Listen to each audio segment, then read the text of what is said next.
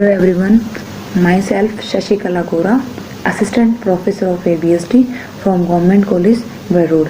मैंने BCom part third के ABST के paper first auditing and management accounting के planning and procedure of audit अंकेक्षण योजना एवं कार्य प्रणाली चैप्टर स्टार्ट किया था, जिसमें मैंने फर्स्ट लेक्चर में बताया था कि जब भी कोई ऑडिटर किसी ऑर्गेनाइजेशन की ऑडिट करने जा रहा है तो ऑडिट करने से पहले उसे कौन कौन सी इन्फॉर्मेशन कलेक्ट करनी पड़ेगी और क्या क्या उसको तैयारी करनी पड़ेगी।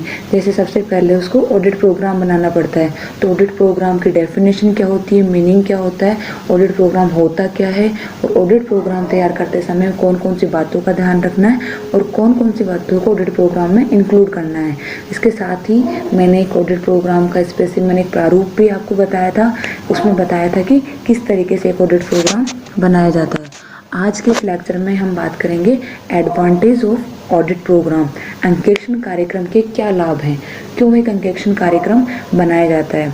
जिसमें सबसे पहले आता है division of work as per ability of employ, कर्मचारियों में योग्यता अनुसार कार्य का विभाजन। जब ऑडिट प्रोग्राम बना दिया जाता है तो ऑडिट प्रोग्राम के द्वारा जो ऑडिटर होता है वो अपने स्टाफ के प्रत्येक सदस्य को इस प्रकार कार्य देता है जिसके लिए वह अधिकतम योग्य है। तो जो कर्मचारी जिस काम के लिए योग्य है उसकी योग्यता के अनुसार उसको काम दे दिया जाता है। तो डिवीजन ऑफ वर्क उसकी एबिलिटी के अकॉर्डिंग हो जाता है। तो ये ऑडिट प्रोग्राम का सबसे बड़ा लाभ होता है। सेकंड आता है डिटर्मिनेशन ऑफ रेस्पॉन्सिबिलिटी, उत्तरदायित्व निश्चित करना। जैसे कि हमने ऑडिट प्रोग्राम के बारे में बताया था, तो ये भी बताया था जब ऑडिट प्रोग्राम बनाया जाता है तो इसमें ये सब मेंशन कर दिया जाता है कि कौन सा व्यक्ति जो ऑडिट कर रहे हैं उन ऑडिट क्लर्क में से कौन सा व्यक्ति किस काम के लिए जिम्मेदार होगा, किसकी कौन से काम के लिए रेस्पॉन्सिबिलिटी होगी, ये सब उस ऑडिट प्रोग्राम में क्लियरली मेंशन होता है। उससे क्या होता है कि वो व्यक्ति उस कार्य के लिए पूरी तरह उत्तरदायी हो जाता है, रेस्पॉन्सिबल हो जाता है और उस काम को पूरे अच्छे तरीके से करने की कोशिश करता है।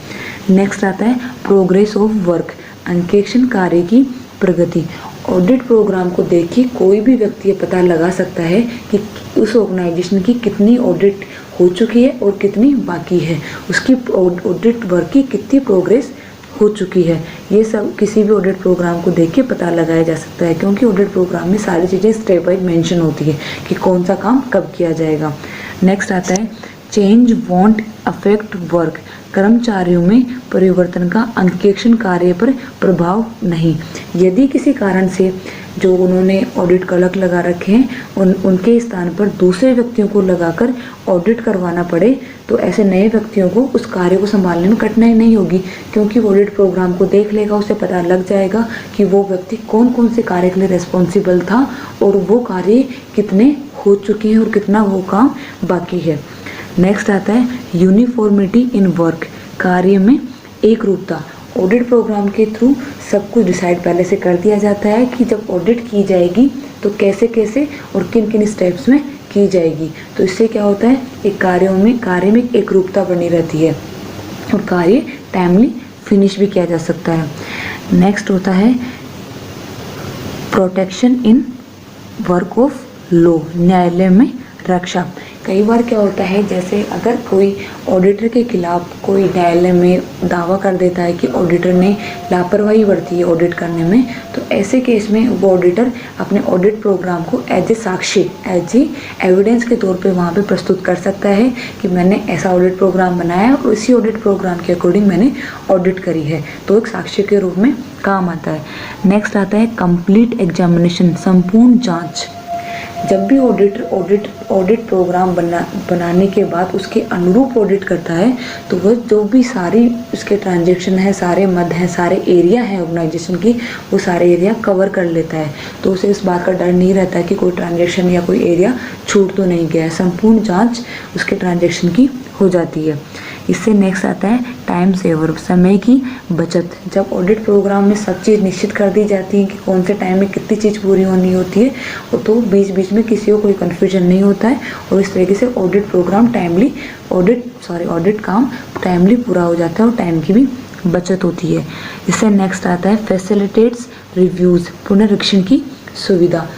जब ऑडिटर ऑडिट के बीच में अपने ऑडिट क्लर्क के द्वारा किए गए काम की को रिव्यू करना चाहता है तो वो आसानी से कर सकता है। ऑडिट प्रोग्राम को देख के आसानी से उसका उनके काम को रिव्यू कर सकता है। वो देख सकता है कि कौन से व्यक्ति को कौन सा काम दे रखा है और वो कैसे उस काम को पूरा कर रहा है। और लास्ट आता है परसुएंस ऑफ ऑडिट प्रिंसिपल, अंकेक्षण सिद्धांतों का पालन। जब भी ऑडिट प्रोग्राम बनाया जाएगा तो ऑडिट प्रोग्राम बनाते टाइम जो भी अंकेक्षण सिद्धांत हैं, ऑडिट प्रिंसिपल्स हैं, उनका तो स्पेशली ध्यान रखा जाता है। तो इस बात का डर नहीं रहता कि हमने अंकेक्षण सिद्धांतों का पालन किया है या नहीं किया है। तो हमने देखे कि बहुत सारे बेनिफिट्स होते हैं जब हम ऑडिट प्रोग्राम बना लेंगे, किसी चीज़ की प्लानिंग कर लेते हैं। अगर उस प्लानिंग के अकॉर्डिंग कोई काम करते हैं तो वो काम हमारा पूरे अच्छे से टाइमली फिनिश हो सकता है। नेक्स्ट बात करते हैं हम डिसएडवांटेज ऑफ ऑडिट प्रोग्राम, अंकेक्षण कार्यक्रम से हानियाँ। तो हमने देखा कोई भी चीज़ हो उसके लाभ हैं तो कुछ हानियाँ भी होती हैं, कुछ कमियाँ भी हो सकती हैं किसी भी चीज़ में। तो हानियों में हम बात करते हैं सबसे पहले मशीनाइजेशन ऑफ वर्क, कार्य का यंत्रवत होना। तो ऑडिट प्रोग्राम बना दिया जाता है। ऑडिट प्रोग्राम में सारी चीज़ें डिसाइड कर दी जाती हैं कि कौन ऑडिट का कार्य कैसे किया जाएगा। तो जो ऑडिट का काम होगा वो यंत्रवत हो जाता है। अगर बीच में कोई विशेष परिस्थितियां भी आ जाती हैं, स्पेशल कुछ सर्कमस्टेंसेस भी आ जाते हैं, तो भी उन चीज़ों उनको ध्यान नहीं रखा जाएगा, क्योंकि पहले से डिसाइड कर रखा है कैसे और किस तरीके से कौन सा काम करना है, तो उसी तरीके से वो काम चलता रहता है। नेक्स्ट आता है no motivation for free decision, स्वतंत्र निर्णय लेने के लिए प्रोत्साहन का अभाव। अगर हम पहले से किसी व्यक्ति को डिसाइड कर देंगे कि ये व्यक्ति ये काम करेगा और इस तरीके से करेगा और इतने टाइम में करेगा, तो वो व्यक्ति उस चीज़ से बाध्य हो जाता है और वो फ्री डिसीजन नहीं ले पाता। कई बार कैसी सिचुएशन होती हैं कि उसमें कई ऑडिट क्लर्क्स को या फिर ऑडिटर को अपना डिसीजन लेना पड़ता है, बीच में उसमें कुछ चेंजेस करने पड़ सकते हैं, तो वो ये सब नहीं करता है, फ्री डिसीजन नहीं ले पाता है। नेक्स्ट आता है वांट ऑफ कंस्ट्रक्टिव थिंकिंग, रचनात्मक चिंतन का अभाव। इसमें क्या होता है कि जैसे हमने ऑडिट प्रोग्राम के थ्रू सबका ऑडिट क्लर्क्स का सारा रेस्पॉन्सिबिलिटी, सारा वर्क सबको डिसाइड कर चुके हैं, तो अगर कोई परिस्थितियों के अकॉर्डिंग कोई ऑडिट क्लर्क सोचता है कि इसमें कुछ चेंजेस किए जा सकते हैं, अपने काम को इस तरीके से कर सकता हूँ, तो वो ये सब चीज़ें नहीं सोच पाते और वे सोचते हैं हमारा जो काम डिसाइड किया गया है और जो तरीका डिसाइड किया गया है उसी तरीके में हम करते हैं, उसमें बदलाव करने की वो नहीं सोचते हैं। और इवन जो कमजोरियाँ रह गई हैं ऑडिट प्रोग्राम में उसकी तरफ भी कोई ध्यान नहीं देता है। फिर आता है वांट ऑफ मोरल इन्फ्लुएंस, नैतिक प्रभाव में कमी। अगर ऑडिट प्रोग्राम कोई ऑर्गेनाइजेशन का कर्मचारी उसको अच्छे से समझ लेता है तो उसको पता चल जाएगा कि ऑडिट करते टाइम कौन कौन सी जगह उसको ऐसे लीक पॉइंट्स हैं जहाँ पे वो गड़बड़ियाँ कर सकता है। तो इससे क्या होता है कि जो कर्मचारी हैं उनके ऊपर नैतिक प्रभाव में कमी आ जाती है, उसको ऑडिट का उस पर कोई प्रभाव नहीं पड़ता और वो जो कमजोरियाँ रही हैं ऑडिट प्रोग्राम की, ऑडिट की जो कमजोरियाँ हैं उनको पता लगा लेता है। प्लान्ड फ्रॉड आर अनडिस्क्लोज, छल कपट का कम प्रकट होना। ऑडिट प्रोग्राम बनाने के बाद जो ऑडिट का यंत्रवत कार्य चल रहा है उसके थ्रू हम साधारण जो छल कपट करे गए हैं, जो नॉर्मल फ्रॉड हैं, एरर हैं, उनको तो डिस्क्लोज किया जा सकता है, लेकिन जो चतुराई से, जो सोच समझकर जो छल कपट किए गए हैं या कोई एरर की गई है उसको डिस्क्लोज करना काफ़ी मुश्किल होता है। इवन कई बार तो डिस्क्लोज भी नहीं हो पाते हैं। इससे नेक्स्ट आता है डिसेबिलिटीज रिमेन कंसील्ड, अयोग्यताएं प्रकट न होना। तो अगर ऑडिट प्रोग्राम के थ्रू जब किसी आदमी का, किसी भी ऑडिट क्लर्क का कोई काम या रेस्पॉन्सिबिलिटी फिक्स कर दी जाती है तो ये समझता है कि मेरी अधिकतम सीमा है, इससे ज़्यादा मैं काम करूँगा ही नहीं। तो कई बार परिस्थितियों में और वो काम करना पड़ता है तो वो काम नहीं करना चाहते, वो नहीं करते हैं, उनको यही लगता है कि हमारे काम की अधिकतम सीमा है। इससे नेक्स्ट आता है न्यायालय में अंकेक्षक के विरुद्ध प्रयुक्त होना। अगेन कई बार क्या होता है, जब मैंने बताया था पहले भी, कई बार अगर ऑडिटर के खिलाफ कोई वाद दायर कर दिया जाता है तो उस केस में ऑडिटर उसको अपनी रक्षा में भी प्रस्तुत एज एविडेंस प्रस्तुत कर सकता है। साथ ही अगर ऑडिट प्रोग्राम में कोई कमी रह गई है तो वो अंकेक्षक ऑडिटर है उसके खिलाफ भी यूज किया जा सकता है। ये इसका डिसएडवांटेज है। हमने देखा कि जो क्या क्या डिसएडवांटेज हैं ऑडिट प्रोग्राम के, तो इन डिसएडवांटेज को दूर करने का एक ही तरीका है कि जो भी ऑडिट प्रोग्राम बनाया जाए वो फ्लेक्सिबल बनाया जाए। An audit programme should be flexible, जो ऑडिट प्रोग्राम होगा वो लोचदार होना चाहिए। एक flexible audit programme is one which can be modified in the course of audit as may be required in different circumstances. और जो फ्लेक्सिबल ऑडिट प्रोग्राम क्या होता है? फ्लेक्सिबल ऑडिट प्रोग्राम वो ऑडिट प्रोग्राम होता है जिसको अगर ऑडिट करने के दौरान ऐसी कोई परिस्थितियाँ होती हैं कि जिसमें हमको ऑडिट प्रोग्राम को चेंज करना पड़ सकता है तो हम उसको कर सकें। तो लोचदार अंकेक्षण कार्यक्रम वो अंकेक्षण कार्यक्रम होता है जिसको परिस्थितियों के अनुरूप चेंज किया जा सके। जैसे कि मैंने खूब सारे डिसएडवांटेज बताए हैं, अगर जो ऑडिट प्रोग्राम बनाया गया है वो फुल्ली फ्लेक्सिबल बनाया जा रहा है तो जो डिसएडवांटेज हैं वो उन सबको दूर किया जा सकता है। जैसे कि मैंने बताया कि अगर ऑडिट प्रोग्राम के थ्रू काम करते हैं तो कार्य यंत्रवत हो जाता है, मशीनाइजेशन हो जाता है वर्क का। तो इसमें क्या होगा, अगर लोचदार होगा तो वो कार्य यंत्रवत नहीं रहेगा, उसको परिस्थितियों के अकॉर्डिंग बार बार चेंज किया जा सकता है। मैं नेक्स्ट बताया था कोई मोटिवेशन नहीं होगा फिर डिसीजन के लिए। तो इस केस में हम अगर फ्लेक्सिबल ऑडिट प्रोग्राम बना रहे हैं तो इस केस में ये होगा कि जो भी ऑडिट क्लर्क्स होंगे उनको ऑडिटर मोटिवेट करेगा कि अगर आपके दिमाग में कोई रचनात्मक आइडिया आ रहे हैं, कोई डिसीजन अगर आप लेना चाह रहे हो वो सिचुएशन के अकॉर्डिंग तो आप ले सकते हो। कोई रचनात्मक आइडियाज़ आ रहे हैं आपके पास में तो आप हमें लाके उनको इन्वाइट कर सकता है, हमें आप आके बताइए। अगर आपको उनके आइडियाज़ पसंद आते हैं तो आप उसको ऑडिट प्रोग्राम में शामिल कर सकते हैं और उनको आप थैंक यू भी बोल दिए, धन्यवाद भी दे सकता है ऑडिटर। और अगर उनको जो भी उनके आइडियाज़ हैं उनको उस टाइम इंक्लूड नहीं कर सकता तो वो आगे के ऑडिट प्रोग्राम बनाते टाइम भी वो ध्यान रख सकता है। ये सारे अगर वो फ्लेक्सिबल बनाएगा ऑडिट प्रोग्राम की तो ये सारे उसके बेनिफिट हो सकते हैं। और जो भी डिसएडवांटेज मैंने बताए हैं ऑडिट प्रोग्राम के अभी हमने डिस्कस किए हैं वो सारे दूर हो सकते हैं। नेक्स्ट बात आती है स्टार्टिंग द ऑडिट। जब ऑडिटर ऑडिट प्रोग्राम बना चुका है, सब कुछ डिसाइड हो चुका है कि कैसी ऑडिट होनी है, तो हम उसके बाद में स्टार्ट करेगा ऑडिट को। अब स्टार्ट कैसे करेगा ऑडिट को? स्टार्ट करने के लिए 2 स्टेप्स हैं। फर्स्ट तो है नियोक्ता को निर्देश, डायरेक्टिव्स टू एम्प्लॉयर, और सेकंड है to send the audit staff, अंकेक्षण कर्मचारियों को भेजना। अब पहला आया था हमारा कि नियोक्ता को निर्देश। कौन से उसको नियोक्ता को निर्देश देने पड़ेंगे? जो एम्प्लॉयर, यहाँ पे एम्प्लॉयर कौन है? जिसकी ऑडिट करने वाला है वो ऑर्गेनाइजेशन यहाँ पे एम्प्लॉयर है। तो एम्प्लॉयर को वो क्या क्या डायरेक्शंस दे सकता है? सबसे पहला आता है कि वो कहेगा कि जो भी आपके ट्रांजेक्शन हैं उनका सबका आपको प्रॉपर सपोर्टिंग तैयार रखे। उनको बोलते हैं अपन वाउचर्स। जो भी वो ट्रांजेक्शन कर रहा है, ट्रांजेक्शन को रिकॉर्ड कर रहा है, उसके सपोर्टिंग वाउचर उस ट्रांजेक्शन के साथ में रखे ताकि ऑडिट करते टाइम वो देख सकें ऑडिटर्स। नेक्स्ट एक हो सकता है कि वो कहेगा जो भी उसकी प्रिलिमिनरी अकाउंटिंग है, प्रारंभिक लेखे की पुस्तकें हैं, उनका सबका जोड़ लगा के तैयार रखें। और जो भी उसके लेजर्स हैं उन सबका जोड़ लगा लें, उनका बैलेंस निकाल लें, ट्रायल बैलेंस और जो फाइनल अकाउंट्स हैं उनको बना के तैयार रखें, ताकि जब ऑडिटर ऑडिट स्टार्ट करने जा रहा है तो ये सब चीज़ें उनको चाहिए होगी ऑडिट करने के लिए। तो वो पहले से ही ऑडिटर को डायरेक्शन दे देगा, ये सब चीज़ें आप हमें तैयार करके हमारे लिए रखें ताकि हम जैसे ही जाएँ आप हमें अवेलेबल करवा सको और हम हमारी ऑडिट स्टार्ट कर सकें। इसके अलावा हो जाएगा जो क्रेडिटर्स की लिस्ट है वो तैयार रखने के लिए बोलेगा।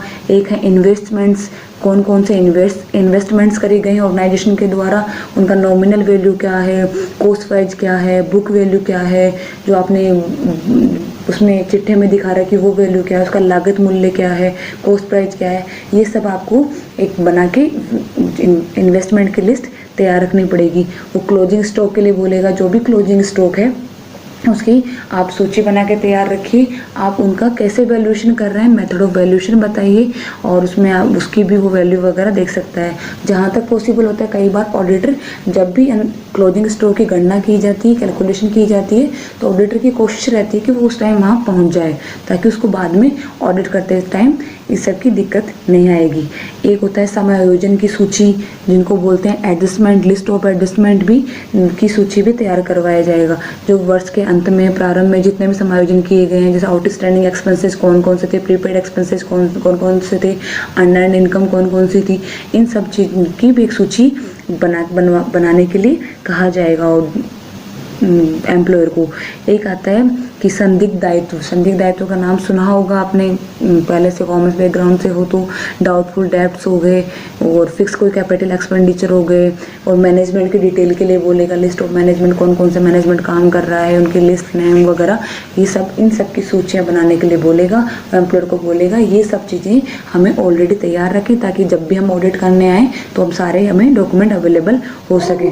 उसके बाद में वो जो भी उसके अंकेक्षण कर्मचारी हैं, ऑडिट स्टाफ है, उनको एम्प्लॉयर के पास भेज देगा, क्योंकि उसने ऑडिट स्टाफ का ऑडिट प्रोग्राम के थ्रू सबका काम डिसाइड कर रखा है, सबकी रेस्पॉन्सिबिलिटी डिसाइड कर रखी है। तो कर्मचारी जाके अपनी रेस्पॉन्सिबिलिटी के अकॉर्डिंग जो भी उनको काम दे रखा है उसके अकॉर्डिंग अपना ऑडिट का काम स्टार्ट कर देंगे, और ऑडिटर टाइम पे जाके उस काम को रिव्यू कर सकता है। उसके बाद आता है ऑडिट प्रोसीजर, अंकेक्षण कार्य प्रणाली। The employees of the auditor do their work on the basis of several procedures which are as follows. जो ऑडिटर होगा या ऑडिटर की जो भी एम्प्लॉयज हैं, वो जब ऑडिट कर रहे हैं तो कौन से प्रोसीजर अपना सकते हैं, ये उसके बारे में हम आगे बात करते हैं। उनको बोलते हैं कार्य अंकेक्षण कार्य प्रणाली। कि वो अंकेक्षण कैसे करेंगे, जैसे कि इसमें 3 दे रखे हैं। पहला तो होता है एग्जॉस्टिव चेकिंग, रूटीन चेकिंग और टेस्ट चेकिंग। एग्जॉस्टिव चेकिंग तो होता है विस्तृत जांच, और रूटीन चेक होता है नैतिक जांच, और थर्ड होता है टेस्ट चेकिंग परीक्षण जांच। एग्जॉस्टिव चेकिंग में तो हर ट्रांजैक्शन को बहुत ही गहराई से जाके जांच किया जाएगा। The employees of the auditor conduct intensive check of each transaction. जो भी सारे ट्रांजैक्शन होंगे, हर ट्रांजैक्शन की बहुत गंभीर और गहरी जांच की जाएगी एग्जॉस्टिव चेकिंग में। रूटीन चेकिंग में क्या होता है, routine checking refer to checking the complete data with every detail on a regular basis. इसमें रूटीन बेसिस पे, रेगुलर बेसिस पे जो भी ट्रांजैक्शन हो रहे हैं उन ट्रांजैक्शन की सपोर्टिंग के साथ में जांच की जाती है। और टेस्ट चेकिंग में क्या होता है, test checking refers to randomly checking some of the data from large amount of available data. जो लार्ज अमाउंट ऑफ डाटा है, जो एक जैसे डाटा है, उसमें से कुछ रैंडम उठा लिए जाएंगे, जिन्हें जो सैम्पल टेस्टिंग वगैरह होती है, सैंपल ले लिए जाएंगे, जो उस पूरे लार्ज जो डाटा है उसको लार्ज डाटा को रिप्रेजेंट करेगा। जो भी लार्ज डाटा उसमें से कुछ सैंपल उठा लेंगे, और जो सैंपल जो बता रहे हैं सैंपल की अच्छे से जांच की जाएगी, और उस जांच का जो निष्कर्ष होगा उस लार्ज डाटा का निष्कर्ष माना जाएगा। टेस्ट चेक में reduce his work but not his liability. ये ध्यान रखने वाली बात है, कई बार क्वेश्चन भी अराइज हो जाता है इसके ऊपर, कि जो टेस्ट चेक है वो किसी भी ऑडिटर के काम को कम कर सकता है, उसके उत्तरदायित्व, उसकी रेस्पॉन्सिबिलिटी को कम नहीं करेगा। उसका रेस्पॉन्सिबिलिटी है कि सारे ट्रांजैक्शन हैं, सारे डेटा हैं, उनको चेक करे, वो उसकी रेस्पॉन्सिबिलिटी को कम नहीं करेगा, उसके काम को ज़रूर कम कर सकता है। तो जो एग्जॉस्टिव चेकिंग है उसमें तो हमने देखा कि सारे ट्रांजैक्शन बहुत गहराई से जांच की जाती है। रूटीन चेकिंग में रेगुलर बेसिस पे जांच की जाती है, जैसे कि कोई कैश बुक है, उनका टोटल चेक कर लिया गया, कैरी फॉरवर्ड कर रहे हैं कोई बैलेंस, उसको चेक कर लिया गया, लेजर्स के टोटल चेक कर लिए जाते हैं, तलपट के जो ट्रायल बैलेंस है उसके टोटल चेक कर लिए जाते हैं, कोई विभिन्न खातों की जोड़ों की जाँच कर ली जाती है, खातों की शेष की जाँच कर ली जाती है, और देख लिया जाता है कि पोस्टिंग जो करी गई वो सही तरीके से की गई या नहीं की गई। ये सब रूटीन चेकिंग में आते हैं। रूटीन चेकिंग से फ़ायदा क्या होता है, जो भी हमारी कोई गणितीय मैथमेटिकल एरर हुई है वो पकड़ में आ जाती है। कोई साधारण छल कपट हुआ है, कोई फ्रॉड हुआ है, कोई एरर हुआ है, तो वो पकड़ में आ जाता है। उसके बेस पे वो फाइनली डिसीजन देता है कि इसमें कोई एरर नहीं है, मैथमेटिकल सारी कैलकुलेशन हमने देख ली है, ये सब चीज़ें हैं। खतौनी में कोई, अगर पोस्टिंग में कोई एरर आई है तो उसका पता चल जाता है, खतौनी की शुद्धता को वो एक तरह से एविडेंस हो जाता है कि हमने इसकी जाँच कर ली है। साधारण छल कपट पकड़ में आ जाते हैं। ये सब चीज़ें रूटीन चेकिंग के हमारे फ़ायदे होते हैं। टेस्ट चेकिंग के क्या होते हैं, टेस्ट चेकिंग में है कि हमारे अगर बहुत बड़ा ऑर्गेनाइजेशन है उसमें रूटीन चेकिंग नहीं की जा सकती, उसमें टेस्ट चेकिंग को ही प्रेफर किया जाता है। उसमें हमारे सैंपल को सेलेक्ट करना बहुत बड़ी चीज़ होती है। सैंपल ऐसा सेलेक्ट किया जाएगा जो पूरे लार्ज अमाउंट ऑफ डाटा को रिप्रेजेंट करता हो। इसकी काफ़ी प्रिंसिपल्स को ध्यान रखना पड़ता है, जैसे कि ऑर्गेनाइजेशन का आकार क्या है, और वहाँ का इंटरनल कंट्रोल सिस्टम कैसा है, और अपन कितने उनके जो वाउचर्स हैं, प्रमाणक हैं, उनकी विश्वसनीयता क्या है, जांच का उद्देश्य क्या है, इन सब चीज़ें जो प्रिंसिपल्स हैं उनको ध्यान में रखते हुए हमारा सैंपल हम सैंपल का आकार डिसाइड करते हैं, उसको सेलेक्ट करते हैं। अब इसके बेनिफिट्स क्या क्या हो सकते हैं? एक तो समय की बचत हो जाती है, क्योंकि एक तो सारे ट्रांजेक्शन आप चेक करोगे, बड़े ऑर्गेनाइजेशन में आप सैंपल बेस पे चेक कर रहे हो, और जहाँ तक होता है इसका सही परिणाम आता है, जो रिजल्ट आता है वो मोस्ट ऑफ केसेस में करेक्ट रिजल्ट दिया जाता है। यूटिलाइजेशन ऑफ सेव्ड एनर्जी, जो एनर्जी आपने बचाई है उसको और चीज़ों में आप यूटिलाइज कर सकते हो। ये सूटेबल होता है लार्ज साइज ऑर्गेनाइजेशन के लिए, और अगर इंटरनल कंट्रोल सिस्टम होता है वो अच्छा होता है तो ये हमारा जो सैम्पल टेस्ट चेकिंग है ये काफ़ी सही साबित होता है। और उसके डिसएडवांटेज देखते हैं तो आपको नाम से ही लग रहा है कि अपन सैंपल पे बेस होके अपना डिसीजन दे रहे हैं, तो जो भी एरर हैं और जो भी फ्रॉड हुए हैं वो छिपे रह जाते हैं। सारे एरर फ्रॉड अपन नहीं ढूंढ पाते हैं, और जांच जो अपनी चेकिंग होगी वो एक तरह से बहुत ज़्यादा रिलायबल नहीं होगी, क्योंकि सैंपल बेस पे चेक किया गया है। और अंकेक्षण का रेस्पॉन्सिबिलिटी तो बढ़ ही जाए, काम तो उसका कम हो जाएगा लेकिन रेस्पॉन्सिबिलिटी उसकी उतनी ही ज़्यादा बढ़ जाएगी। अब नेक्स्ट बात करते हैं, कुछ और टर्म्स भी आती हैं जब ऑडिट जा रहा है तो ऑडिट वर्किंग पेपर्स क्या होते हैं? कई बार एग्जाम में भी क्वेश्चन पूछ लिया जाता है। Audit working papers are a personal return material which an auditor prepare with regard to all audit working papers, जो ऑडिटर होता है उसके पर्सनल रिटर्न मटेरियल होते हैं, उसके पर्सनल होते हैं। ये जो भी उसने ऑडिट करी है उसके बारे में उसने कुछ मटेरियल, कुछ पेपर्स तैयार किए हैं, वही उसके ऑडिट वर्किंग पेपर होते हैं जो ऑडिटर प्रिपेयर करता है अपनी सभी ऑडिट के रिगार्ड्स में, वो ऑडिट वर्किंग पेपर कहलाते हैं। This paper express such information of accounting which the auditor gets from his employer. जो उसके ऑडिट वर्किंग पेपर्स होते हैं, जो भी एम्प्लॉयर से उसने इन्फॉर्मेशन प्राप्त करी है अकाउंटिंग से रिलेटेड, वो सारे इन्फॉर्मेशन एक्सप्रेस करते हैं। This paper contain the techniques adopted by the auditor. Auditor ने कौन कौन से टेक्निक अडोप्ट करी ऑडिट करते टाइम, उन सबको भी कंटेन करता है। हिज डिसीजन, उसका डिसीजन क्या रहा वो भी ऑडिट वर्किंग पेपर में आता है। एंड कंक्लूजन, और कंक्लूजन क्या आया है वो भी ऑडिट वर्किंग पेपर में इंक्लूड किया जाता है। And relevant information regarding the financial statement, जो फाइनेंशियल स्टेटमेंट जो थे ऑर्गेनाइजेशन के उससे रिलेटेड जो भी रेलेवेंट इन्फॉर्मेशन है वो सारे होंगे। उसमें क्या डिसीजन था वो होगा, उसका कंक्लूजन क्या था, कौन कौन सी टेक्निक अडॉप्ट करी गई हैं ऑडिटर के द्वारा, वो सब चीज़ें ऑडिट वर्किंग पेपर में होती हैं। वो सब चीज़ें ही मिलकर ऑडिट वर्किंग पेपर होते हैं। Audit working paper are the property of the auditor. ये बहुत ही ध्यान रखने वाली बात है, कई बार इस पे क्वेश्चन भी बनता है। जो ऑडिट वर्किंग पेपर होते हैं वो किसकी प्रॉपर्टी माने जाते हैं, तो साफ साफ चीज़ें लिखी हुई हैं कि audit working papers are the property of the auditor. ये ऑडिटर की पर्सनल प्रॉपर्टी होते हैं। The owner of the business has no title over them. जो बिजनेस का ओनर है उसका उन ऑडिट वर्किंग पेपर के ऊपर कोई टाइटल नहीं होता है। ये एग्जाम में बार बार पूछा गया क्वेश्चन है, इसको ध्यान रखने वाली बात है। There is no legal obligation for keeping audit working paper in India. वैसे तो कोई लीगल ऑब्लिगेशन है नहीं इंडिया में कि ऑडिट वर्किंग पेपर को आप रखना ही पड़ेगा। ऑडिटर अपनी सहूलियत के हिसाब से बनाता है और वो उसकी खुद की पर्सनल प्रॉपर्टी होती है, और ऑर्गेनाइजेशन होता है उस पर उसका कोई हक नहीं होता है। वैसे उसका लीगल टाइटल नहीं होता है कि वो उनको अपने अधिकार में ले सके। लेकिन according to section 128 of the Indian companies act 2013, the books of accounts of a company must be kept safe up to 8 years after the relevant year. As a corollary, it would be only proper to keep the file related to the audit of the company safe for 8 years, albeit the auditor is not bound to do so under any law. जो company law 2013 है उसका section 128 कहता है कि जो भी organisation है वो जो भी बुक्स ऑफ अकाउंट्स मेंटेन कर रहा है, उन बुक्स ऑफ अकाउंट्स को उस ईयर से, जिस ईयर से रिलेटेड वो बुक्स ऑफ अकाउंट्स है, उससे आगे आने वाले 8 साल तक उन बुक्स ऑफ अकाउंट्स को सेफ रखेगा। तो इससे एक तरह से ऑडिटर के लिए भी अप्लाई हो जाता है कि ऑडिटर जो वर्किंग पेपर बना रहा है ऑडिट करते टाइम, उनको भी वो आगे आने वाले 8 साल के लिए सेफ रखे।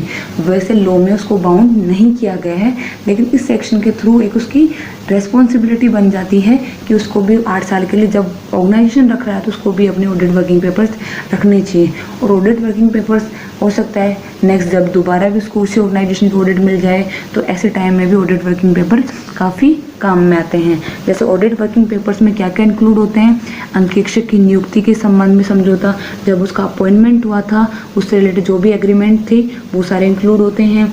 Technical features of the audited business, जो उसने बिजनेस ऑडिट किया है उसके कौन कौन टेक्निकल फीचर्स थे वो भी उसमें इंक्लूड होते हैं।